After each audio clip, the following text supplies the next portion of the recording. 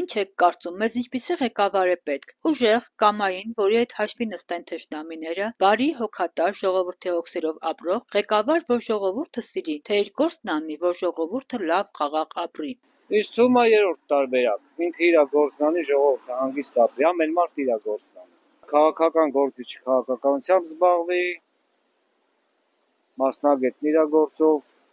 վերջ էլի տենց, բիզնեսմենն իր գործով։ Այսինքն քաղաքականությունը մենակ զբաղվեն քաղաքական գործիչները, մնացած մարդիկ զբաղվեն իրենց գործով։ Ես աշխատող մարդ եմ, ինձ ինչի՞ս է պետք քաղաքականություն, ես իմ գործն եմ անում։ Ոչ մի ղեկավարը չի կարա երկիր սարքել, արդեն քանդում են։ Ես պետք է որ կրթված ղեկավար լինի, նորմալ ղեկավարի գործունյա լինի, աշխատատեղեր ստեղծի, որ Նիկոլ ինտերվելուց հետո ինչ է լավալարի զավոդը փակվեց, Զաղիձորի զավոդը փակվեց, Զաղիձորից։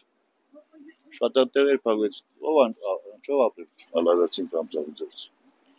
Չի մտածում։ Ազգայնական դա ցեղապաշտ մարդիկ են։ Ուրեմն ես հենց այդ կարծիքին եմ, որ այսօր ցեղական մարդիկ են պետք ղեկավարելու, որ կարողանան ինչ-որ բան անել, որովհետև այսօր ոտքի կանգնելու համար այսօր ղեկավար է պետք։ Դե կարող է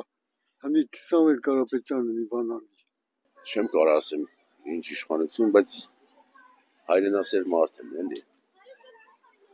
Հայրենասեր լինի, հայրենիքը սիրի, հայ ժողովրդին, հայ մարդուն սիրի, գնահատեն։